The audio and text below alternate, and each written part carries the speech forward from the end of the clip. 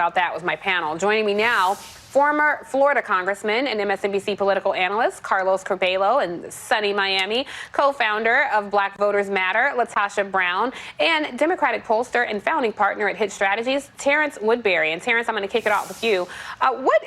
Based on your polling and all the research you've done, what issues are going to be driving voters as they head to the polls this year? Absolutely, Tiffany. Thank you so much for having me. You know, Democrats really are facing a crisis of confidence with this emerging electorate that propelled them to victory. 25 million more voters in 2018 and 2020 that voted for Democrats that hadn't voted in previous elections.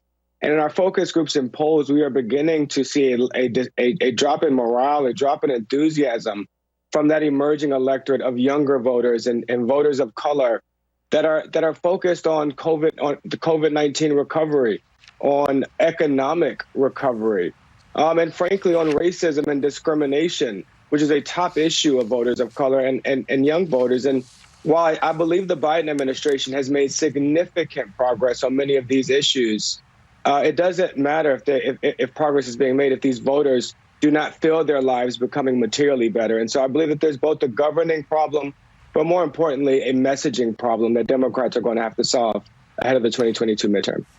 Yeah, you know, it could be a messaging problem because I think a lot of people out there are not necessarily consuming the minutia of government. People aren't necessarily waking up reading 8 papers a day to find out what's going on and some of the accomplishments that this administration has had, even though there do remain challenges. So we'll have to see how that works out. Congressman Curbelo, I ask you the same thing every time you're on my show. I'm not going to ask you that question just yet, but I will ask, what are you telling these Republican voters like you? You were not a fan of Trump, but you are still a member of the Republican Party.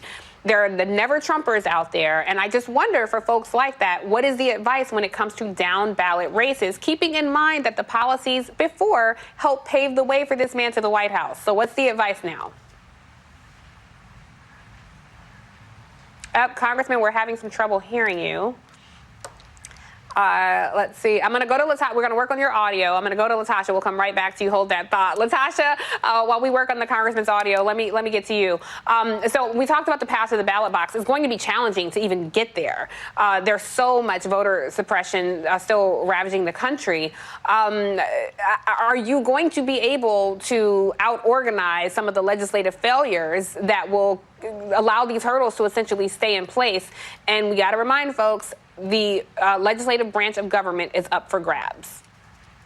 You know, I've said this from the beginning that I believe that we're in an uphill battle because I do think that what we're facing, it is going to be extremely difficult to out-organize. But then again, I am a Black woman from the South. I have to move in a way that is really undergirded by hope and the idea of we have to organize. What is going to take this election cycle is going to take all hands on deck. We're going to have to really be able to the Democratic Party is going to have to re-solidify the base. That we're going to have a special message for Black voters and young voters, who I do believe that is the tipping point for the party. I think we're going to have the party is going to have to support some young candidates. The party is going to take some risk in a way that literally what people are looking for, as I'm talking to folks, some of the frustration is they want to see some movement around criminal justice reform. They want to see some movement of what is happening right now where local people in their local communities are now concerned that they can't even teach Black history in school. That's just how far it seems like the CRT fight has gone. And more importantly, the people that I'm talking about are extremely upset and frustrated with the voting rights issue and the voting rights fight that is going on, and the fact that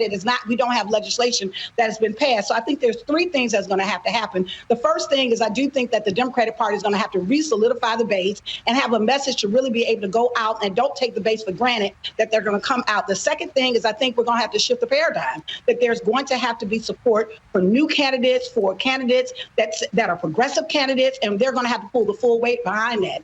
I think the third thing is there's going to have to be a reorganizing and a commitment that there are certain 1 or 2, 3 things that those issues that young people care about. You know, it's in the space of the Janet Jackson piece. They're asking, what have you done for me lately? It is going to have to be a strong, solid message and commitment that those things are going to happen in this next election cycle. After this next election cycle. Right. Well, I don't know if you're queuing me up, but we will be talking about that Janet Jackson documentary in the next segment here, LaTosha. But I hear you. I take all your points. Congressman Curbelo, I think you were saved by some audio trouble there, my friend. So the floor is yours. I want to hear what you're telling those voters about down ballot races, specifically when it comes to Republican voters. Well, what a lot of these centrist voters care about, Tiffany, Republicans, Democrats, and independents, I remind people, in the last NBC News Wall Street Journal poll, Joe Biden's biggest losses were amongst independents, 25 points down. They want to know what this administration has done. And I think President Biden did himself a big favor yesterday by getting out on the road, number one, because they've been holed up in the White House for a long time. They really have to get out there. Number two, by focusing on infrastructure. This was a promise made by both parties back in 2016, and this White House, with the support of some centrist senators, made it happen. So the fact that he was out there in Pennsylvania highlighting some of the concrete things that have happened over the course of the last year or so, that's important, because these middle-of-the-road voters, the ones that end up deciding a lot of these close elections, they want to know, what have you done? And when you can point to bridges and roads and other kinds of infrastructure, that really makes a difference. But before we go to break, I have to nail you down on this, because when you say middle of the road, I mean, we have to, acknowledge that there weren't people. The Republican Party is the party of Trump now. It's comprised of all Trump acolytes. You see what's happening with your colleagues in the Senate and the House. So when people come to you and they say, hey, I don't support Trump, but this party has binded themselves to them, they are attached to him, what is your advice? Because there are Democratic senators running all across this country who are responsible for a lot of the things that you're touting, and the Republicans have been obstructionists and have not even denied that they're the party of Trump. So what specifically are you saying to those Republican voters? They say, who should we vote for, the Democrat or the Republican? Your response is what? Well, Tiffany, but that's exactly my point. It's those voters, those Republicans that are disaffected, that refuse to sign on to the Trump agenda, that Democrats can actually get in a lot of these close races if they have something to show. So what I'm telling people out there is, hey, judge both parties by their performance. And the Biden administration made a number of promises. Which ones have they made? Which ones have they kept? There's still some frustration out there due to the pandemic. But on infrastructure, I think that's a clear win. And I think that's something that Democrats should highlight, because it will help them get a lot of those Republican-leaning independent voters and even Republicans who don't want to go along with the Trump agenda. Yeah, okay. Listen, I hope you're not on a golf course, Congressman, because I want you to stick around, because we have more to talk about after this break. So don't anyone go anywhere. Stay with us, and we'll continue this conversation on the other side. All right, back with me is my panel, and I'm going to go straight to you, Terrence. So my question is, where my dog's at? And I got the answer for you. I want you to take a listen to the soundbite, and we'll talk about it on the other side. Baby dog tells Bette Midler and all those out there, kiss her honey.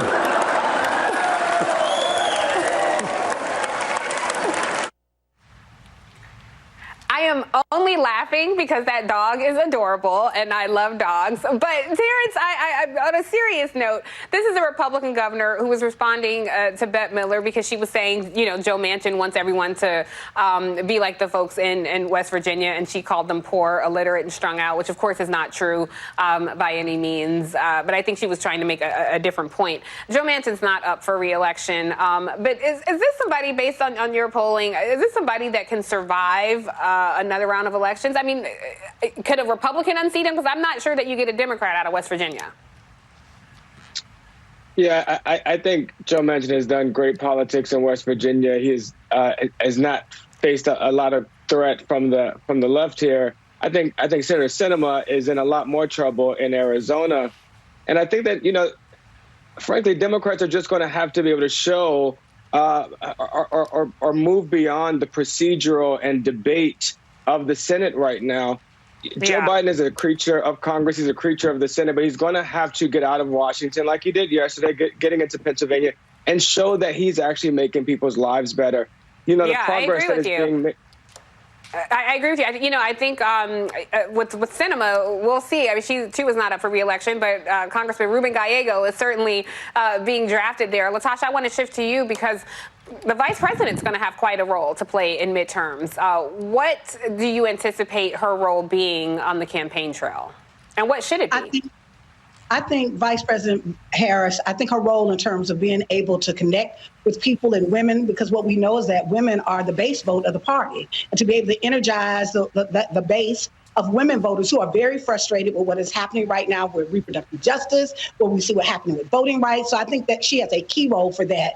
And I also think that her being out, her presence, and really being able to see her leadership and her brilliance in that space.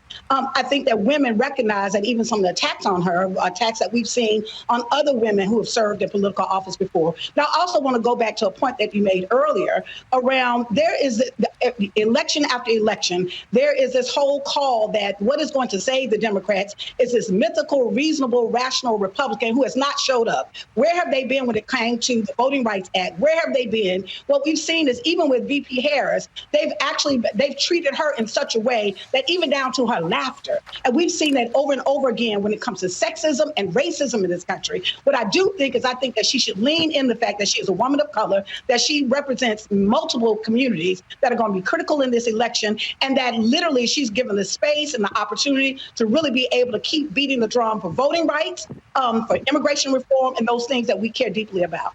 Yeah, I think you're right, LaTosha. This is an authentic black woman. She went to an HBCU. She's an AKA. She has a very unique perspective. And I don't think people get to see that very often when she's standing at a podium. But she really connects with people when you talk to her one-on-one and get a different lens into her life. But I take your point on the Republican Party. That brings me back to you, Congressman Curbelo. Listen, one thing that I'm most concerned about with the Republican Party is, will these voters accept an outcome they don't like? We saw what happened on January 6th. We saw the attempted kidnapping of the Republican governor in Michigan. These are all pockets out of the Republican Party. Going into this midterms year, do you think in November they will accept an election outcome that they just simply do not care for?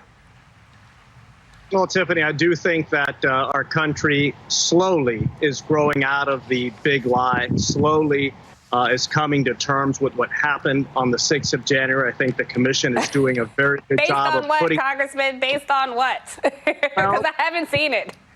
Based on, if you look at the latest NBC News Wall Street Journal poll, you see for the first time that Republicans, majority, are identifying with the party instead of with Donald Trump. You're seeing some softness in state polling on Trump. People looking to turn the page. I mean, I think we can be cynical and maybe just bet that our country's going to stay stuck in this malaise or in this gulf of dishonesty. But I really am hopeful, and I see people changing and slowly opening up their eyes to the reality of the dangers that we faced on the 6th of January. And look, there are a lot of Democrats and some very courageous Republicans who we have to thank for that, right? Liz Cheney and Adam Kinzinger, who are serving on the January 6th commission. But I think we'll be in a much better place in 2022 than we were in 2020. All right, well, I will take it. The cheese stands alone. I'm the cynic on the panel. And I really think next time we have this conversation, Congressman, it needs to be in person. So we'll have to figure out a way I can get down there and be in that beautiful background with you. Thank you so much, Congressman Curbelo, LaTosha Brown, and Terrence Woodbury. You guys are a great panel. And coming up, we have a